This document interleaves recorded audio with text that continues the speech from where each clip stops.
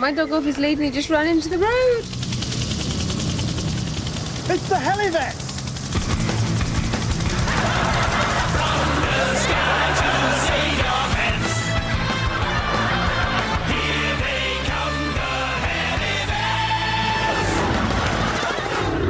We're the Helivets! Where's the pet in peril? And who's the concerned owner? Don't worry, young lady. We'll soon have your scamp back on his paws, wagging his tail around. It's dead. Tickling his tummy. It's dead. Throwing him his little ball to catch. His head's over there. We can save him. We can't. Come on! We're the Helivets!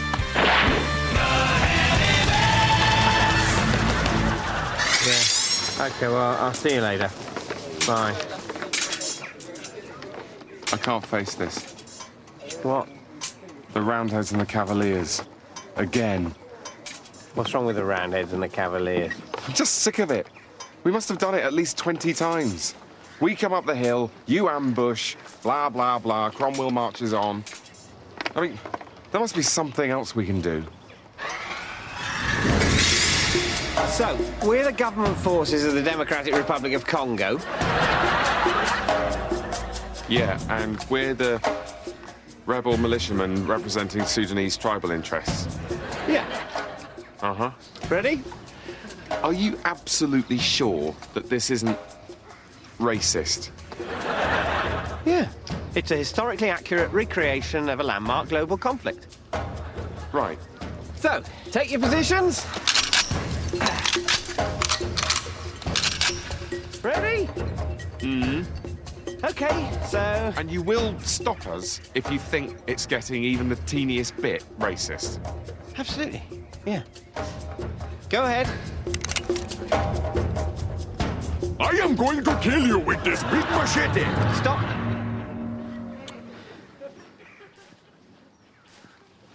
It's racist. Very, very racist. Shame.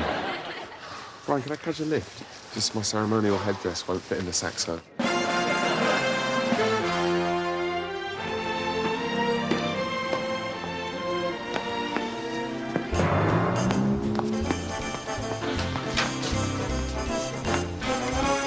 Let's have a look at your charts, Mr. Peppard.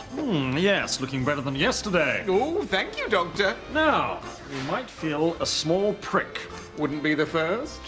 Brace yourself. I'm going to give you one in the posterior. I should be so lucky. Is this your first time? Hope you know where you're sticking that thing. Don't worry, it isn't hard. Speak for yourself. Shall I get my cock out? What? Dr. Asquith, go and help Nurse Sidebottom.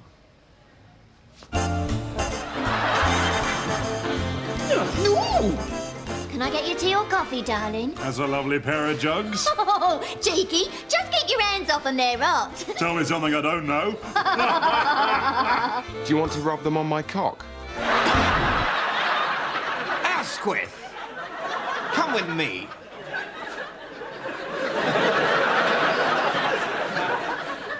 What on earth is wrong with you, Dr. Asquith? This is supposed to be a bawdy 1970s hospital. Please stick to using innuendo. I'm sorry, sir, but to be honest, I've never really understood the difference between double entendres and the stuff I say. Let me try to explain. If I say, would you like to grasp my rod, that's innuendo. Would you like to wank off my cock? That's not. You see what I mean? Not really. Well, maybe you're not cut out to be a doctor in a bawdy 1970s hospital. All right. Perhaps it's for the best if I leave. I think you're right. Now, there's no need to make a scene. Just leave discreetly. I think it's best if you use the rear entrance and go up the back passage. Mrs.? Too late.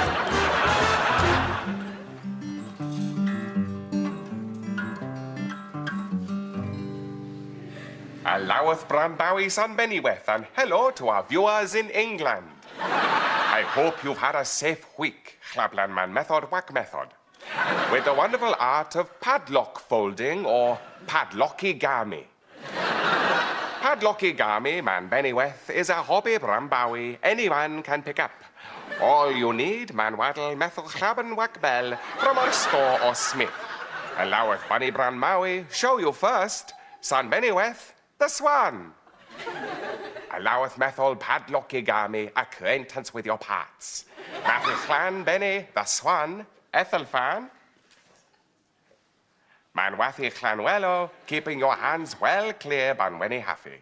Brambawi Methol, the chuff. Alloweth Macmawi Wethol, the splint. And then you're ready to get holding, Manwaddle Brambawi Bennyweth.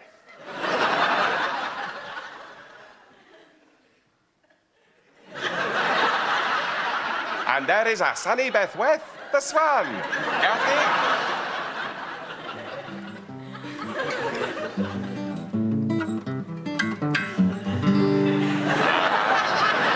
Gummy man waffle, feeding away on all sorts of bunny Bethy. Clab bunny Bethy son Bennyweth to join the others.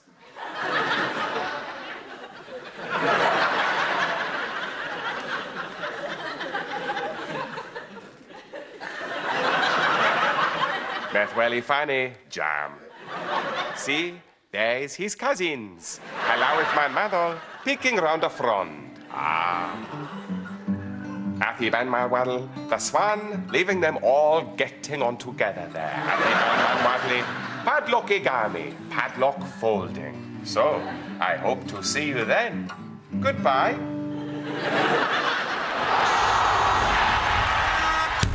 Tomorrow night on Sky Sports 4, it's the clash of the South Coast as the irresistible force of Portsmouth meet the immovable object of Southampton in a clash that's going to go down in history as one of the many football matches that are happening this weekend.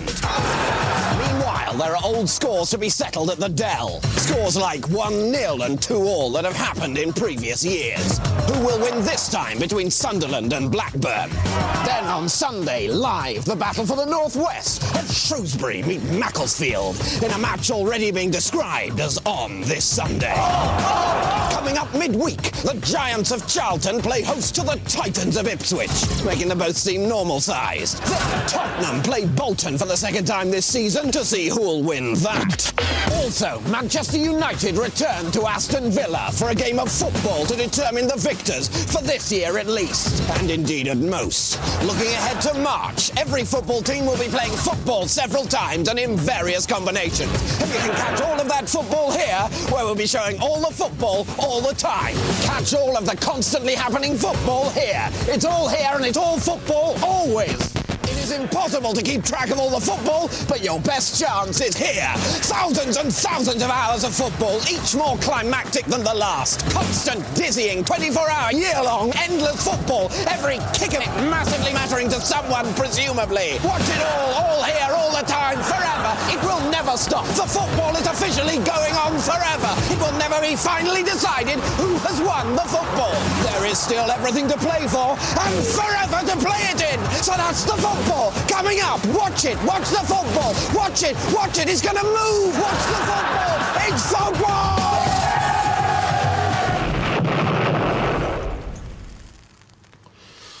Should we go and put the telly on?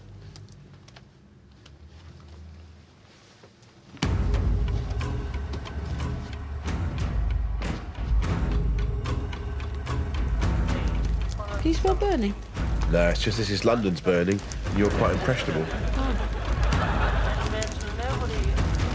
This isn't London's burning, it's Pride and Prejudice. Is it? Well, I've been watching it like it's London's burning. What the hell do you think was going on? I thought it was a massive flashback. What cup of tea? Nah, I don't think I do either, really. seen this before. Oh.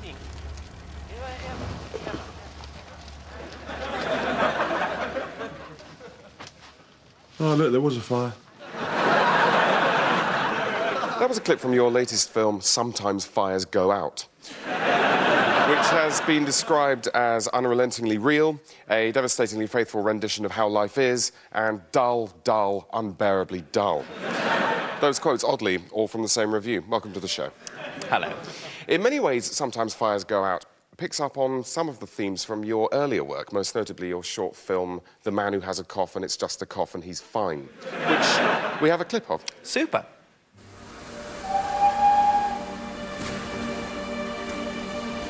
Oh, Kylie, I do so love you.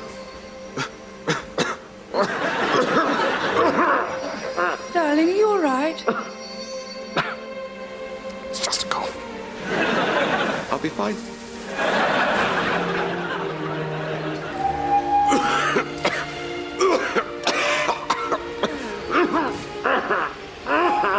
Oh, Adam, it's so good to see you. You too, Kylie. If only I could shake this blasted cough. It's such a bore. Yes. Of course, darling.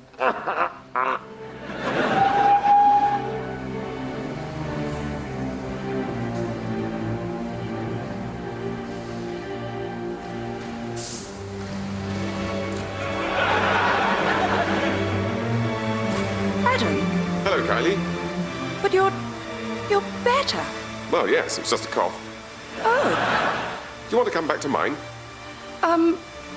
look, I thought you had TB. TB? No, I'd have mentioned that. God. No, it's just a cough. Right. Wish I hadn't let you do me now. Charming. Wonderful stuff. Thank you. And did you notice that the Edwardian woman's character is called Kylie? Yes. Bit weird, isn't it? Yeah. So, Peter, what would you say, and apologies if this seems like a crass question, is the horniest bra size on a woman? What? By which I mean, what, if anything, is the message in your films? Well, I feel that films, the modern film industry, has increasingly failed to reflect reality as people live it. I mean, no one goes for a piss in Star Wars. You can watch the whole of Ghostbusters and no one brushes their teeth. And in Lost in Translation, nothing happens at all. Well, let's move on to our next clip, which is from your 1939 drama, The Gathering People. But surely, Prime Minister, Herr Hitler's actions demand the strongest possible response. Hang on. I think I'm about to sneeze. No, I'm not. So frustrating. Yes.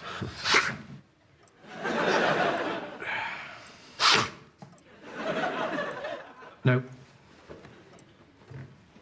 Actually, I need the loo. Righto.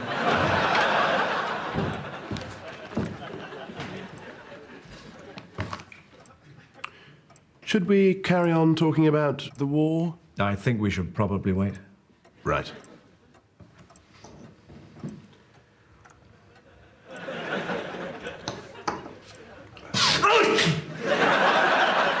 What makes me incredibly proud of that moment is that when it was first shown in the cinema, quite a lot of the audience actually went to the loo at the same point. Well, I assume they went to the loo. That they left, anyway. Indeed. And so, could you tell me, and apologies if this seems like a naive question, but do puppies have Christmas? What? By which I mean, is there an extent to which your own rejection of narrative convention, cliché, if you will, thank you, has led you away from the very realism which you originally sought to portray? Are you talking about the episode of Casualty? I'm talking about the episode of Casualty. I think they've had a terrible time with the builders. Well, we've had damp, and it's literally the worst thing.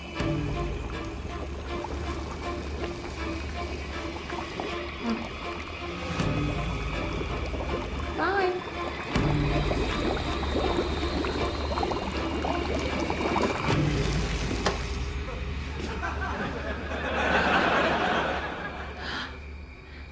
Aliens.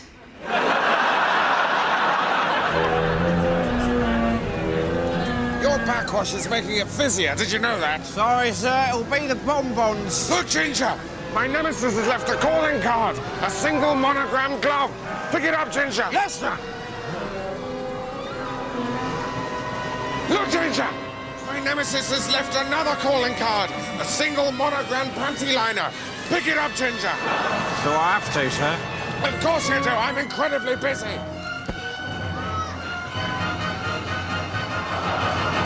Look, Ginger! My nemesis has left another calling card. What's that in, sir? There, on that fat man's wrist. Quick, pick it up before the police bungle onto the scene and contaminate the evidence. Yes, sir!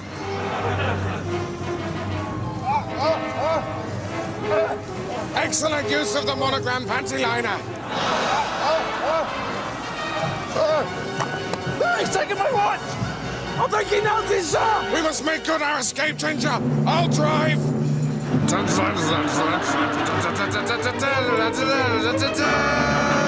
In a world spinning as fast as the inside of home base when you've just had a go at a 4-pack of Dulux tester cans, who is left to fight for all that is right and proper and good and leather and full of money and belonging to that teenager who doesn't look like he can handle himself? Yes, it's the surprising adventures of me, Sir Digby Chicken Caesar.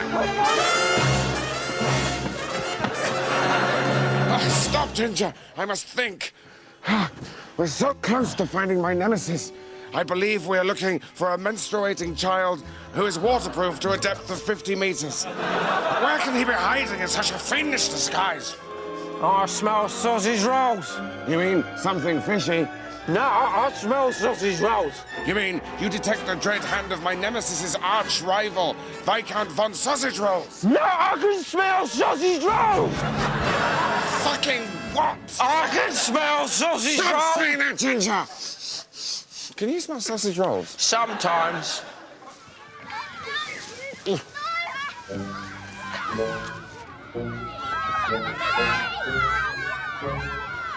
Gadzooks! He must be hiding amongst these cake-eating dwarves. But how to outwit the guard?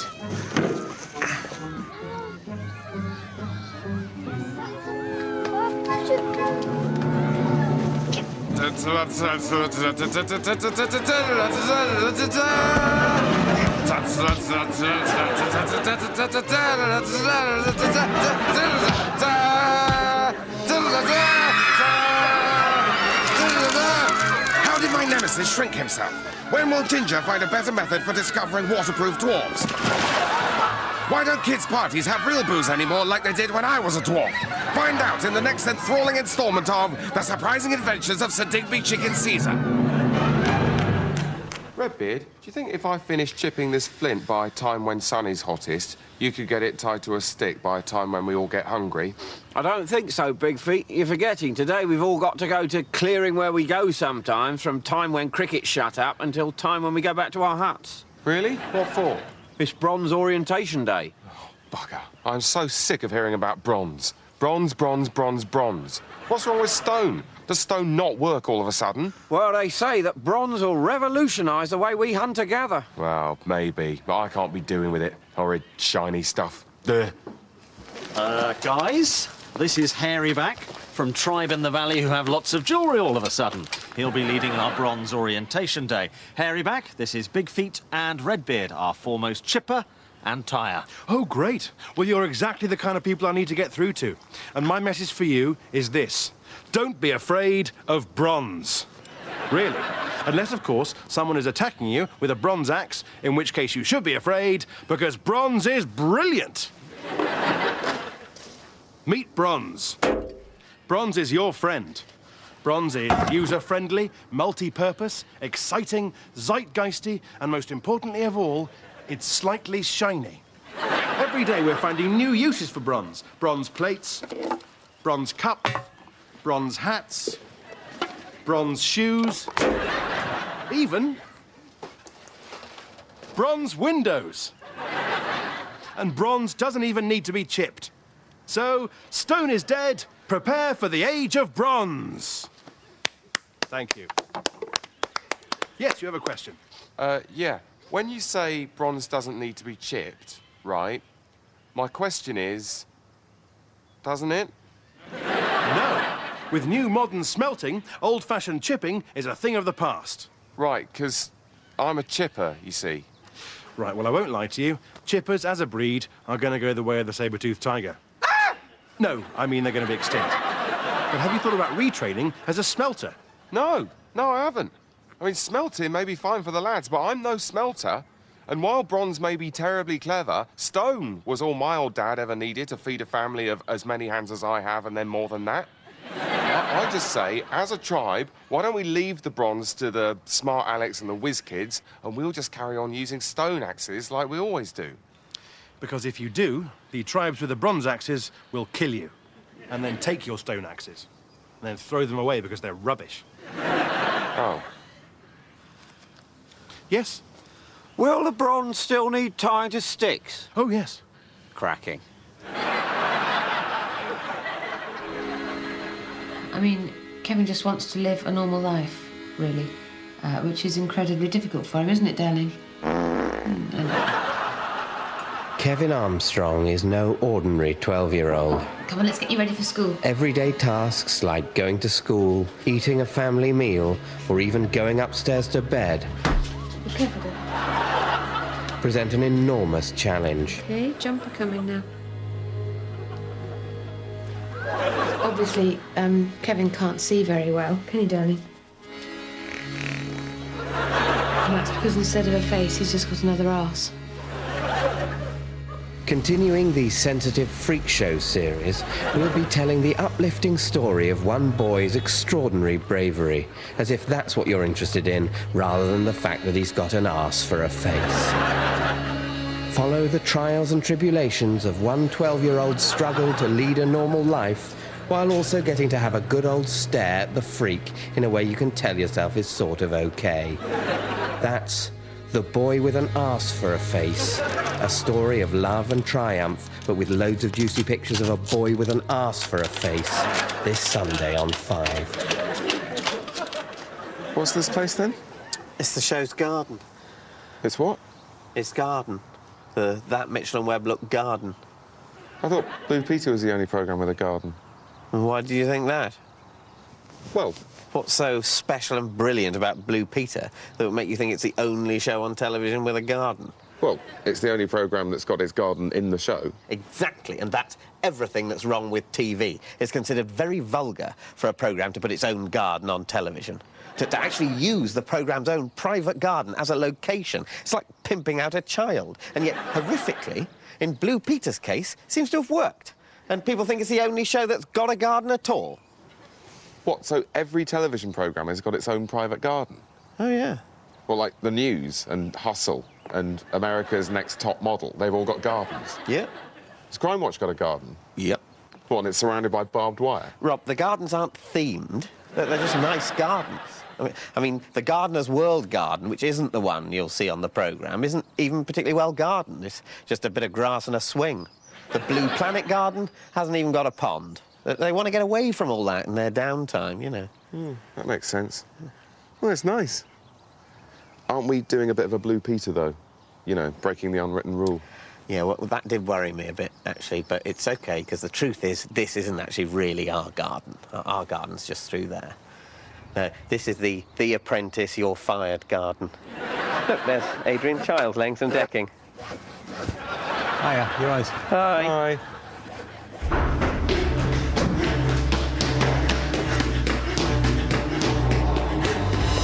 When your number's up, there's nowhere left to run.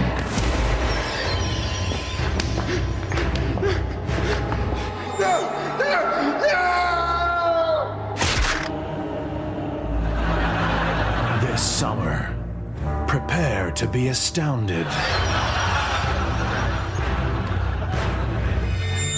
My God, all these numbers, they're all number one. And even his body is in the shape of the number one, the prime number one.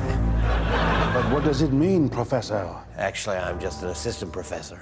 But what does it mean, assistant professor? I don't know. The world is full of numbers. Everywhere you look.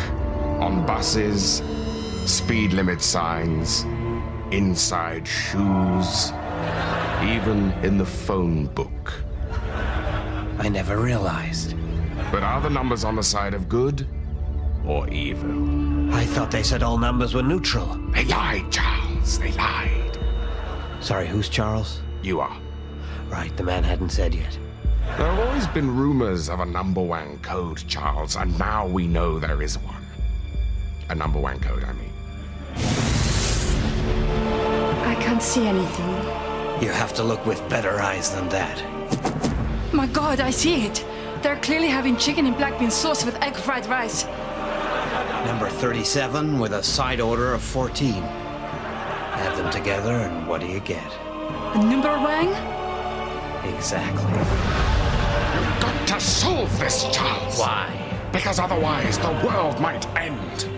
In a world which might end, only one man knows the answer. I don't know the answer! But the forces of evil are against him. He's dead. Poisoned. and he has only the dead to help him. The last tomb of the Knights of Wangernam. We're in the middle of a war, Charles. I thought he was dead. Don't give away the twist. A war to protect a secret so powerful that if revealed, it would devastate the very foundation of humanity.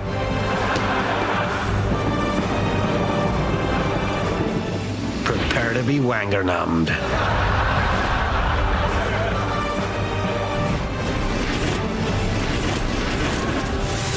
Oh, it's an anagram.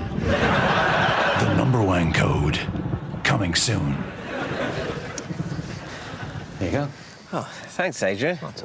Cheers. This is great. Every show still has a garden. I don't think you got stuff in TV like that anymore. I thought it was all Big Brother and regionalisation. Rob, the gardens have caused the regionalisation. Think about it. Price of land. Price of land. Film 2007 could barely afford an allotment in London, but now they're made by BBC Scotland. They've got themselves a bloody loch and a grouse moor. So what's the show with the best garden? 2 pints of lager and a packet of crisps. Hands down. Really? Is that why it keeps getting recommissioned? Oh, yeah. They don't want to get rid of the garden. And if you saw it, you'd agree with them. No, I'm sure. I think if people knew how nice the 2 pints garden was, they wouldn't mind the show at all. They'd see it as a necessary evil. Exactly. So, can we go and have a look at our real garden? If you like.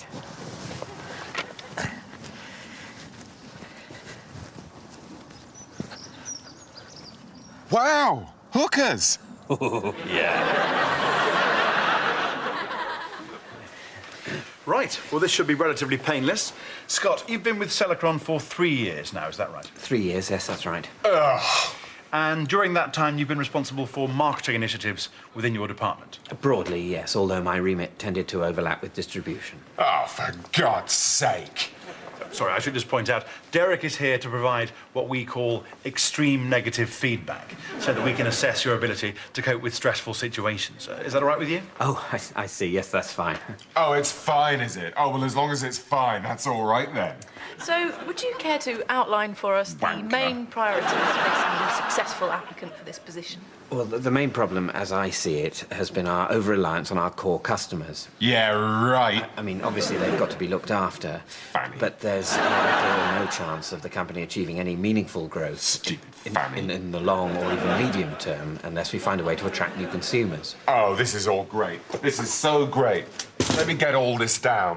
Whether we do that by putting more resources into absolutely. existing strategies or whether we try to overhaul our whole approach is, of course, a vexed question. Oh, vexed. Yeah, that's good. It's also vexed. But if it's a major rethink we're talking about, Ding. then obviously we'll need to look carefully Ding. at next year's budget Ding. to see what's feasible. Ding, ding, ding. Well, that makes sense. Incidentally, you're coping very well with the extreme negative feedback there. Well, thanks. I think I've got the hang of it now.